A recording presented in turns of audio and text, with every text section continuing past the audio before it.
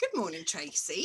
Oh, good morning, Em. Good. It's still World Book Week, isn't it? Yes, it's exciting. Which is a treat. And we've got a nice treat today. So one of the really popular books from last year on the picture book shelves was this one, Girl and the Dinosaur.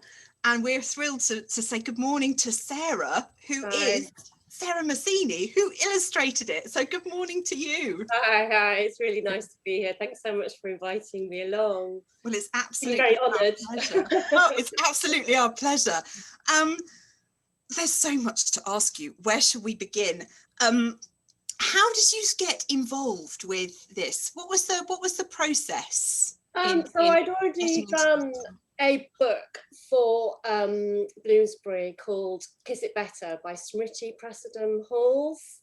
So I think I was just contracted for another title, and they were throwing texts at me, and I got to the point where actually I was lucky enough to be able to be a bit selective about what I wanted to illustrate. And with Hollie's text, as soon as I saw it, it was kind of the adventure story I really wanted to do. I'd done a lot of kind of hugs and cuddles books, and they're lovely and comforting and warm, but I wanted something to really kind of get my teeth into. And our first reading of Hollie's text, I knew with every page turn something really, really exciting happened on every single spread.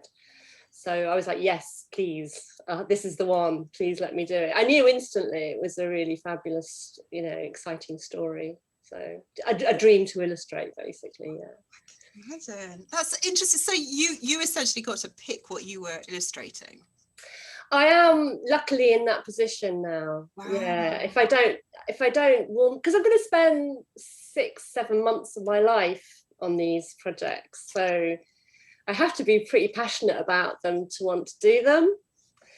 Because it takes, I want to be a tortured artist, but it does take a bit of my kind of body and soul to do these things. I don't know, maybe I'm just not a natural illustrator, and I do struggle with each book. So I have to really, really be passionate about the story, and I always am. I mean, every story I do, I'm really passionate about it. I think that must be the sign that you are a natural illustrator, if you are putting that much body and soul and commitment into it. If it was just a job, then it wouldn't be an art, would it? And I think that really comes through. Maybe, I don't know, it might just, I'm neurotic. I don't know, but yeah, but anyway, it was a lovely text, and I knew instantly I wanted to illustrate it, so I was very grateful to get the opportunity.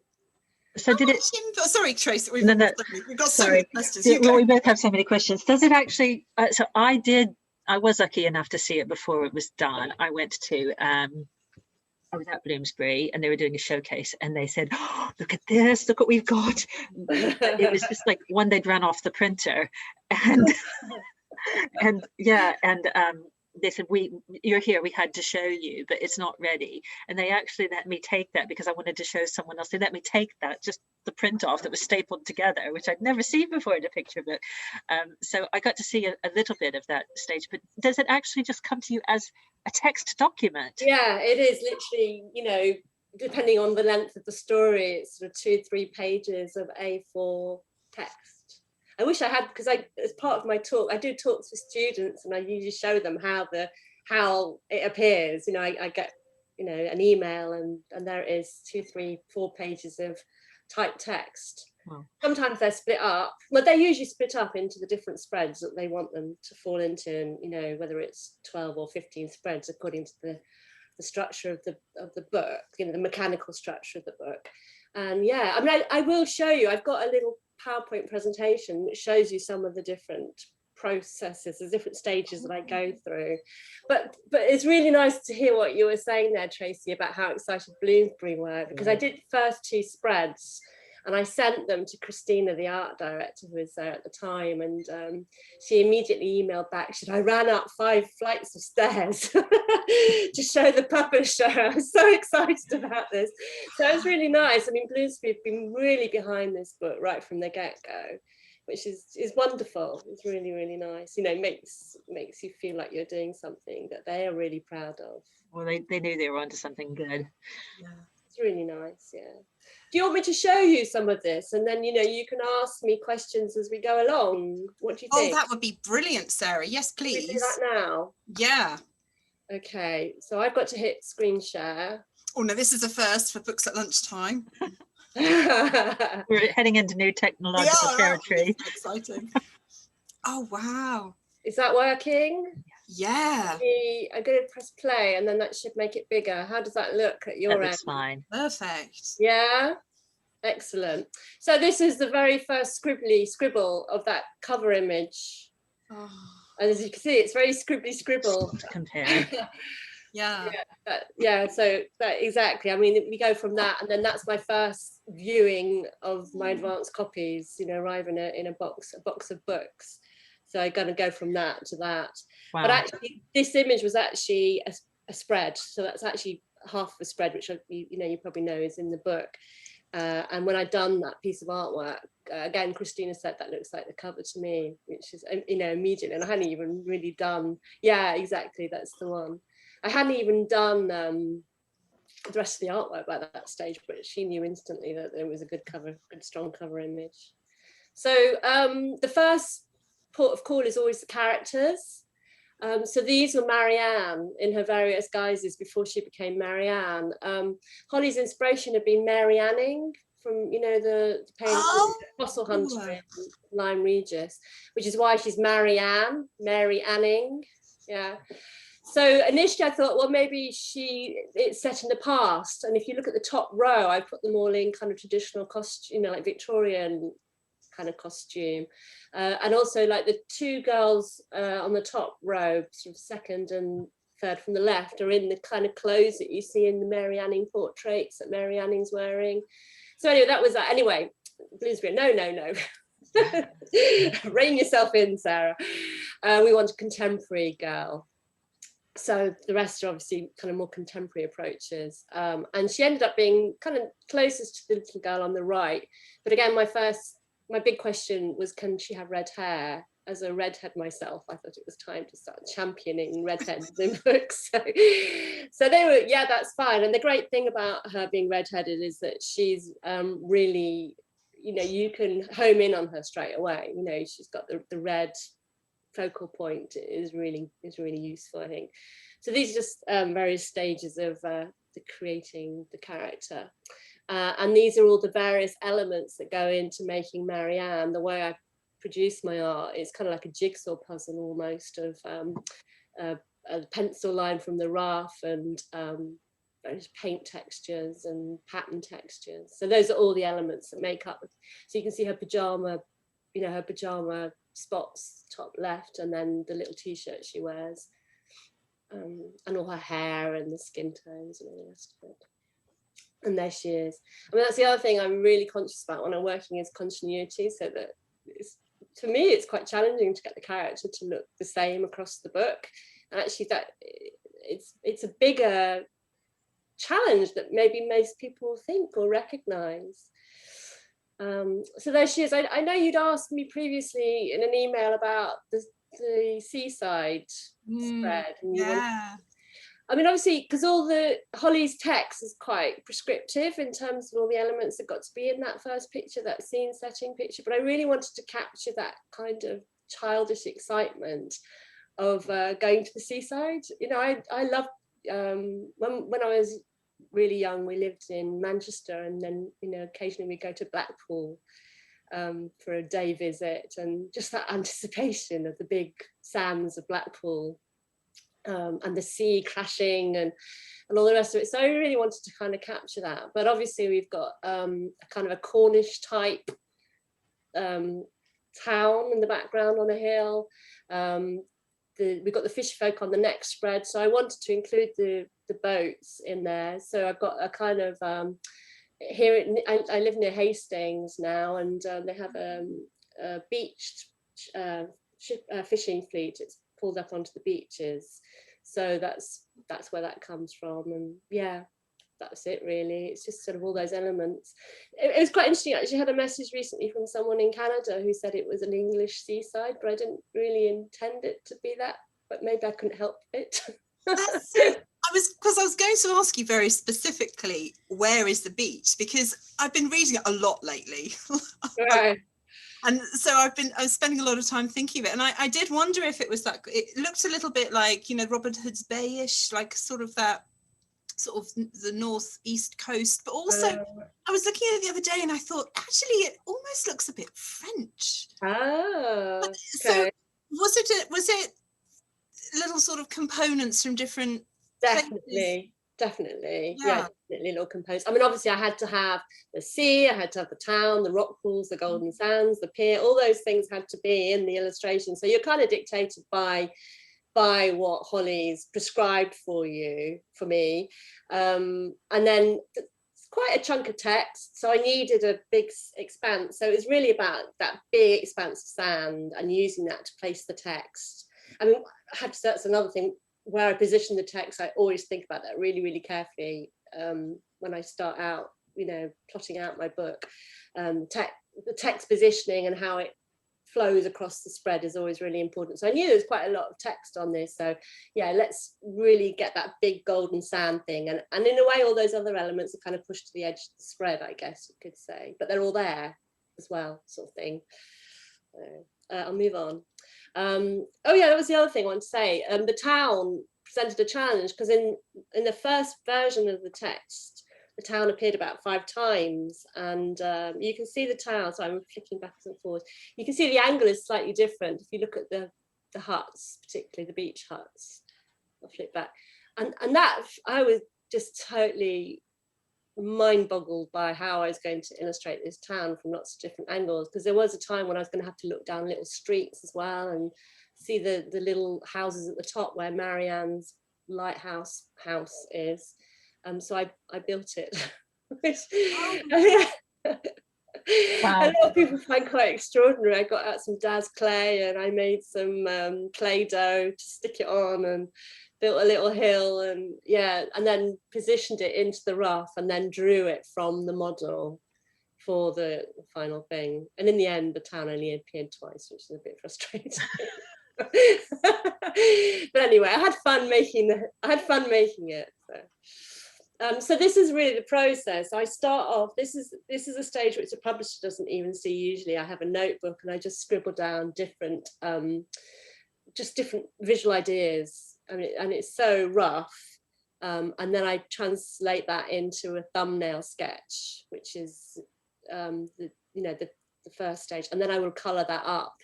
So I like to have a really strong sense of the positioning of the text and of the colour palette throughout the book, right from the word go, before I've even hit rough stage.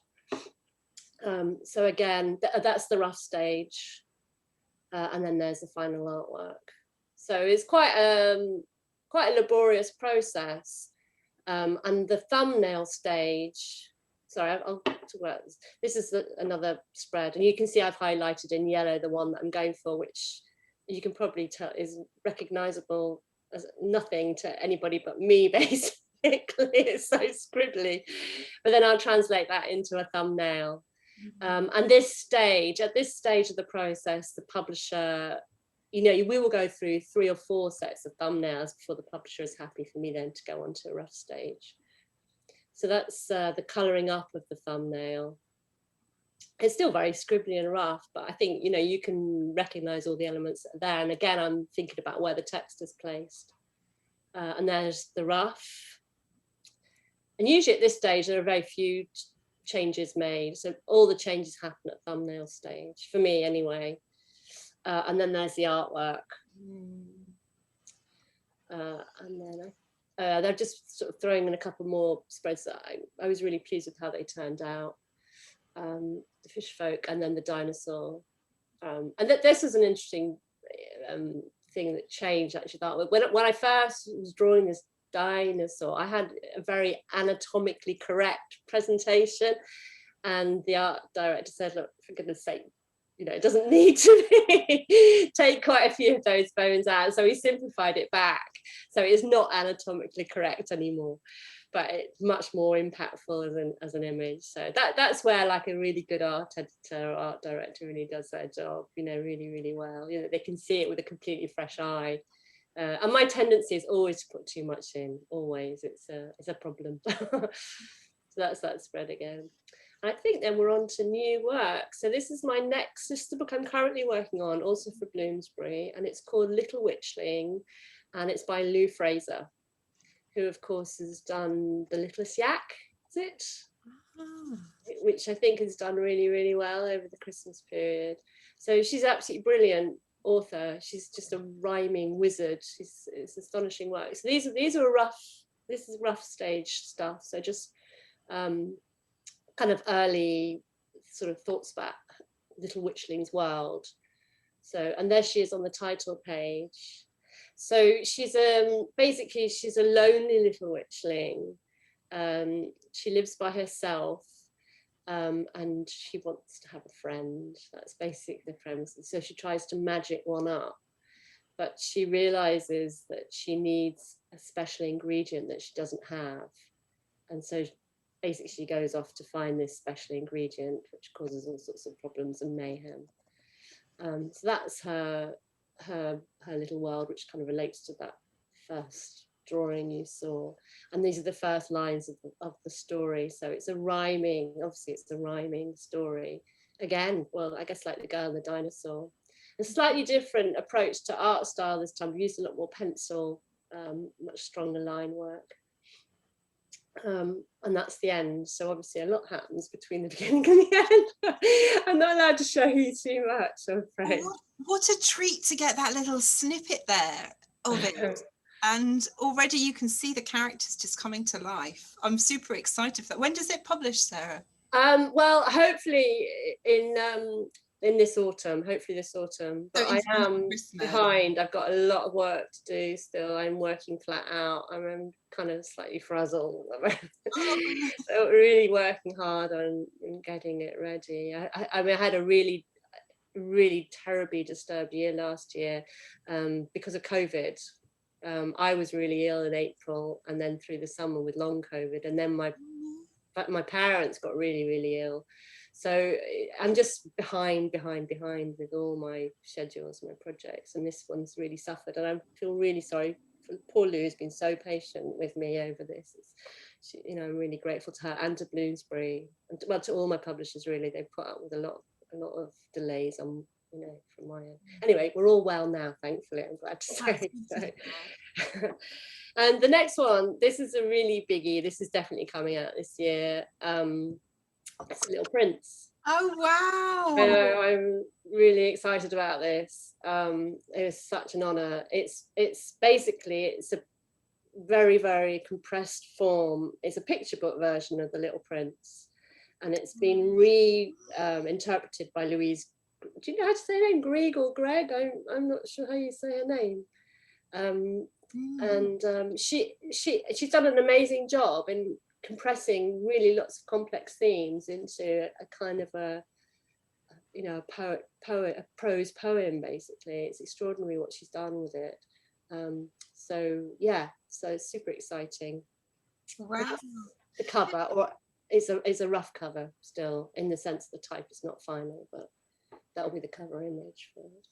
And that was the original. Again, it was an image from the inside, and again, it was the first one I did, just like The Girl and the Dinosaur. So it's a really weird thing. And also this circular motif is happening again. I don't quite know how that keeps happening.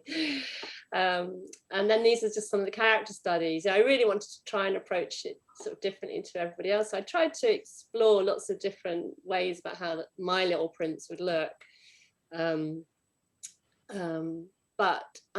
then as part of this process, I just went back to the original drawings and kind of did them in my style. If you look along the bottom, the costume that we see the Little Prince and the look that he has in Saint-Exupéry's originals, and these are the ones that Egmont. This is the original. Yeah. So that they wanted him to look closer to the original than I was exploring previously. So I was looking at that and then just thinking about, again, going back to more contemporary costume. I mean, I was exploring all different things that he could be wearing, but no, he wanted him to look like a contemporary boy. So he was bottom row, second from the right, is the way Egmont really wanted to go. So that's how he looks. Oh wow.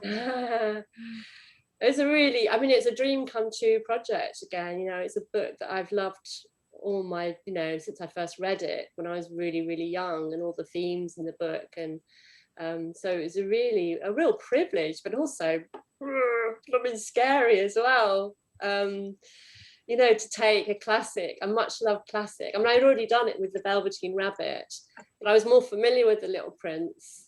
Thank you. They terrify me, if I'm absolutely honest with you. And certainly, like with the Velveteen Rabbit, I was like the proverbial rabbit in the headlights for about 2 months. I was like, oh, everybody loves this book. I'm going to ruin it. But you just kind of get your head down and, you know, fight through your fear, I guess, and hopefully come up with something that people will like. So there he is with the fox. The fox parting from the fox. So I'm really, kind of nervous about how people will react to it. I hope people will like it. So when does this come out? This will be out in the autumn. I think it's September. I thought it might be. Guessing for hardback? Sorry? I'm guessing it's going to be hardback. Yes, it is. It's going to be a really gifty book. Yeah. Starting out, that wasn't the case, but I think they've decided they're going to make it really gifty. So it's going to have a jacket and a case underneath that's different to the jacket, ends and nice paper, and So this is the sort of thing. I obviously I don't know what Egmont have in mind for this book, but I'm just going to show what is under the paper jacket in the Velveteen Rabbit. So that's what everybody sees. This is what's underneath. Yeah, it's not going to be cloth bound. It's going to be biblin, which I'm not sure what that is. I think it's like a textured surface, but the picture will be different to the one I showed you earlier. It's going to be like a little kind of, well, I'll tell you what it is. Maybe I shouldn't. I don't know. One of the main theme that's being kept in Louise's version is what is hidden is beautiful. So you take off the jacket and then it's just got that line underneath with the star, and then on the back there's the fox who's also kind of hidden. So it's just a little play on that, really. Nice. It's fun. It's my first. Well, no, you pointed out I did the Velveteen Rabbit, but the Velveteen Rabbit was so rushed at the end that the foil blocking, I had to do it really, really quickly. And whereas with this one, I've had time and space to really think about how that the jacket and the case all work together, which is really nice. And then those are just some of my other books basically. So that I've done the Kiss It Better for Bloomsbury I mentioned earlier, and Star in the Jar, which is also Egmont book. Yeah, so that's it. So I'll stop the little share thing now, shall I? What a treat, Sarah. That was fascinating. Oh, you're welcome. I loved seeing how the characters developed through your process. That was really wonderful. You're really welcome. So I need to find my there we go. Right. Are we back to normal now? Back to normal now. Okay.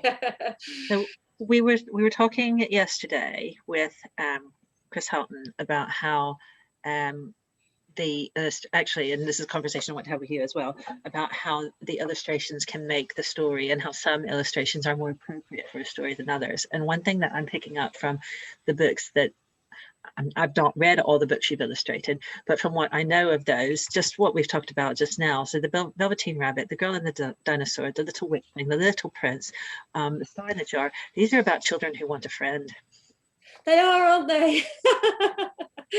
They are. There's some real common themes going through all the books. I think part of it is because I get sent stories that are about heart and people losing something, or children's loss and finding what they've lost. I think those are kind of common themes really around, I don't know what to say any more than that, really. But you're absolutely right. In a way, I hadn't actually picked up on that. I just think it's really a nice fit, an appropriate fit, because the characters you draw seem to be quite complete. And what I mean by that, they're complete enough that they can be lonely. So they're not finding their place amongst all sorts of other people. They are completely on their own, and so they are there enough on the page in themselves that they can be lonely. Is my impression. I mean, one comment that has come back to me a few times from publishers, that I'm really good at capturing emotion and emotive situations. So I guess that's why those sorts of books do come at me. Yeah, right. I mean, obviously I'm not a natural kind of comic illustrator, I guess. So, and I regret that in a way, because obviously I love books that make me laugh. And then I always end up with books that make people cry. I have actually sat with with the creative team in publishers, actually with the Velveteen Rabbit. And I think I kind of put it down to the fact that they were working really, really hard at the time towards the Bologna Book Fair. But both the art editor and the editor were both in floods of tears looking over my roughs. So I'm really sorry I made you both cry. And that's happened with you. It's not the first time or the only time that's happened, where people have been looking through the art and just going, I don't mean to make people cry. I think that, I would love to do a comedy book, I guess. Maybe I need to try and aim towards that. I think that you're making a very big contribution toward children's books with what you're doing. So carry on doing what you're doing well, even if you do branch out. Thank you. Thank you. What else are you enjoying at the moment, Sarah? What other books do you love? Yeah, so I did bring a pile, and the really funny thing was, because I was watching Chris Horton's talk with you that you did, I think yesterday, was it? And the first book that I chose and the first book that he chose is the same book.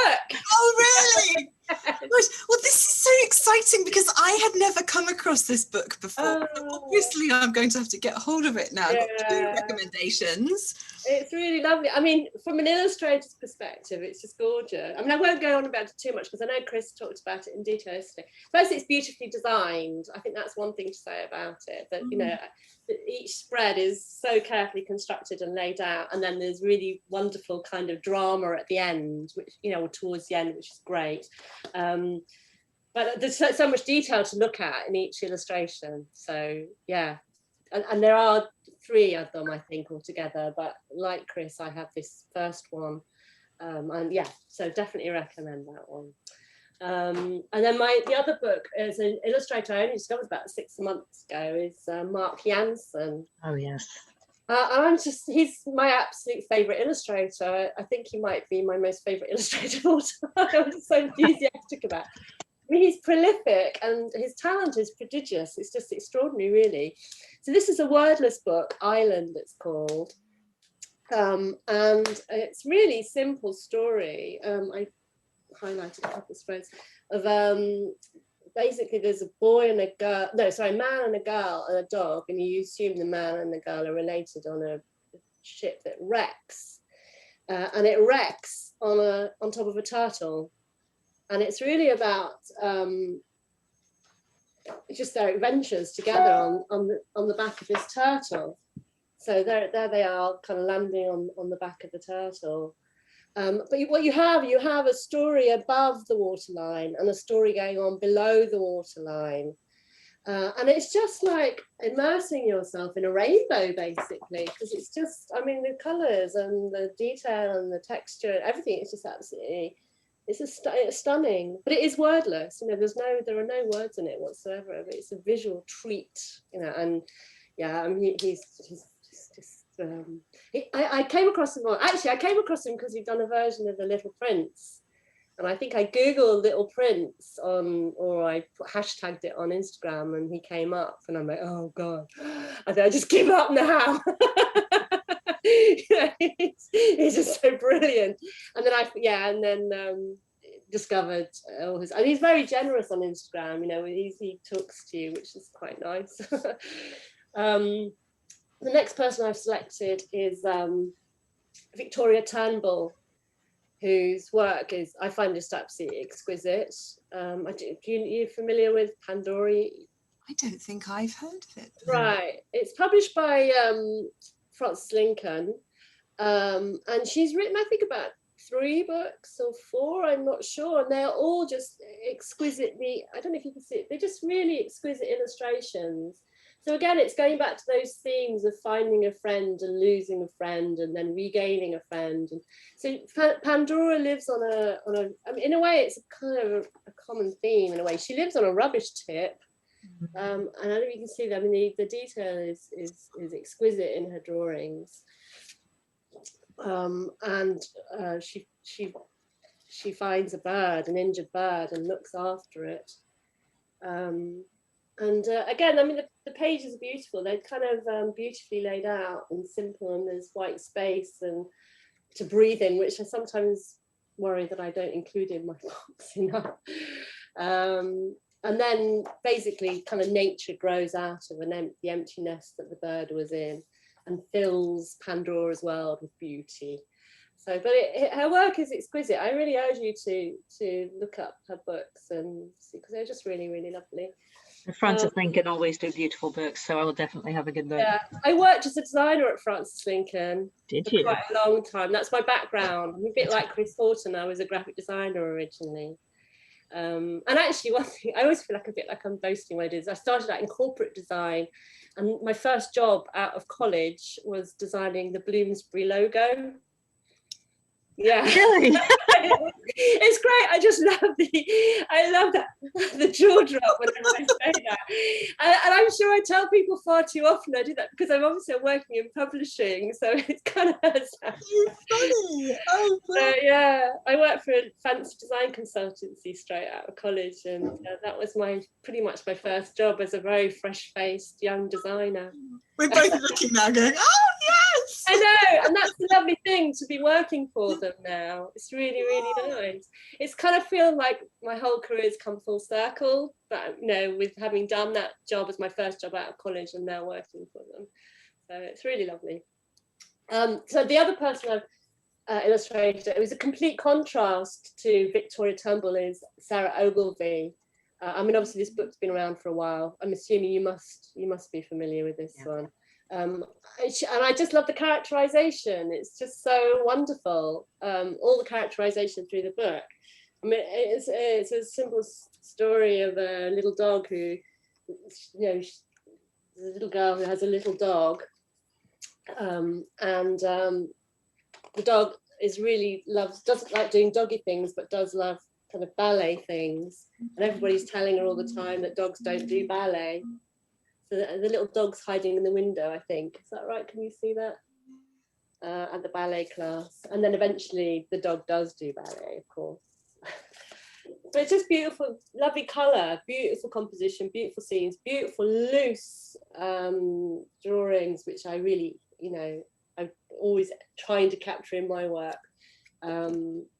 Yeah, she's a real master of that. I love all her work, Sarah Ogilvie. They all have quite a strong kind of painterly quality to them as well, Sarah. So the Mark Jansen and the Sarah Ogilvie and you, I think you all share this very kind of watercolory, kind of painterly quality to them.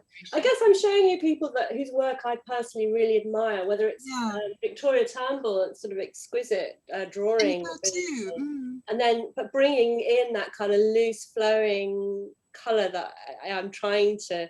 So you know, when I pick up these books, I pore over every detail to see how they've done things. You know, because I suppose just on a constant quest for improving your own work, and I do that by looking at other people's, I guess. So I've got two others. Is that all right? Yeah, absolutely. I've got I could sit here all day to talk about this is the danger of picture books. I know. So moving on to slightly older stuff, actually, and the one I've chosen is The Arrival by Sean Tan, who again is just a master illustrator and storyteller. It's basically, without going into too much detail, the themes are about migration and white people. Are you familiar with this book? I don't know that Sean Tan book, but no, Tracey, you do. Yeah. Mm-hmm. Yeah. Yes. So he's leaving his home because of a kind of a threat that isn't really specified, other than sort of strange, horrible beasts. But you could kind of say that's a metaphor for any kind of threat or terror that's going on in your homeland. And the setup in a way is it's kind of set, visually it appears to be set at the turn of the 20th century, with very familiar kind of migration scenes that you might see of, you know, people migrating into New York. But it is a kind of parallel world, parallel universe, a real kind of fantasy place that he's migrating into, where everything is very unfamiliar. So when you're looking at the pictures, finding unfamiliarity yourself, like how you would feel if you went into that unfamiliar place and witnessing strange and wonderful things. And through the story, there are other tales of other people and why they have migrated to this place. And eventually, his family joins him in the new home, the new happy home. And I mean, actually, I was kind of looking through it briefly this morning. I think I've really got to look at this again properly and read it. I mean, it is like, again, it's wordless, but there's so much detail in there that it is almost as if the pictures are speaking to you, because there's so much in it. I don't know. Have a really, really soft spot for a wordless picture book. Actually, we've done a feature on them before, so I think, and I'm going to say that Em will as well, you need to do one day. That'd be amazing. That'd be really wonderful. I mean, but this, I think it took her 2 years to illustrate this, and you can see there's just so much in it, so much detail. And I mean, it's a graphic novel, really. You know, I'd say, you know, it's not just for children. This is for adults as well, really. And then my final choice is. Because Chris Horton snaffled the Bears song, I've thrown this one in as well. And this is Uncle Montague's Tales of Terror, written by Chris Priestley and illustrated by David Roberts, who I think is just, again, another illustration magician. I'm a bit of a sucker for a ghost story anyway, but these are really cleverly wrought and crafted, and actually I would say quite scary, so I wouldn't necessarily recommend them for young children. Again, are you familiar with this book? I'm not familiar with that one. Okay, so this is a Bloomsbury book. It's been around for a while now, I think, and I think he did another one. So basically, the young boy in the picture there goes to visit his Uncle Montague, and Uncle Montague delights in telling him like a sequence of tales of children who've mishaps have befallen them, but all the different tales are cleverly linked, and I think both David Roberts and Chris Priestley took some inspiration from Ed Gorey's The Gashly Come From Tinies. Do you know that? Do you know Ed Gorey? Have you come across Ed Gorey? No. So he was 20. I mean, he's no longer with us, but he did kind of slightly dark and sinister illustrations. I mean, here this is obviously this sort of spectacle. These really creepy little children, and I suspect that the two are linked. What is the title of that book in your right hand? This one or this one? This one. This one is called The Gashly Crumb Tinies. No wonder I didn't catch it. Gashly. Yeah, it's got this. It's basically an ABC of appalling mishaps that happen to children. Have they reissued that recently? I think that they reprinted that. They could well have done. They could well have. I don't know when I got this book. It's probably about 10 years in my possession now. So, but it's, they both have a sort of a cheeky wink, you know, slightly sly, cheeky wink, because they're both pretty creepy, but beautifully constructed, beautifully illustrated. So yeah, so that is my selection. What a list! And again, it's wonderful to get books that we don't know about so much as well. So thank you for opening our eyes to. You're welcome. I think the thing is, because a lot of the books, you know, they're books that I've been collecting over many years. These are, I don't, you know, like this, the Gashly Crumb I can't even say it, Gashly Crumb Tinies. I've had that book for quite a while tucked away, but you know, it's just actually it's been really fun. You asking me to make this selection, because I've really enjoyed rediscovering books that I've had buried away in my room and getting them out and poring over them. It's been really lovely. So thank you. Well, thank you so much for joining us, Sarah. Happy World Book Day. Happy World Book Week. And Tracey, is Girl and the Dinosaur, is that now, or we now got that in paperback? Is it still paperback? We do have it paperback now. Yes, wonderful. Yes, Just so I think you got our last hardback. I think I did. Yes. Lucky you. So yes, we have this. We always have this at $6.99. Thank you. That's great. It's lovely to see. It's really nice to see it in children's bookshops. And in children's hands, they all love it. Yeah. Oh gosh. Yeah. I get so many messages and pictures of kids reading it on Instagram, and it's just always a joy actually to see that end, the other end of it. You know, I think because my son's grown up. You know, he's a big, 23-year-old now, and so I've lost that sight of children reading my books. So it's really nice when I get those pictures through other people, other children. Oh well. I'm going to have to go because I'm in the shop. It's been an absolute delight having you with Really us today. Thank you. Thanks, Tracey, and thanks, Em. Thank you very much for having me. Thank you. Bye. Bye. Bye.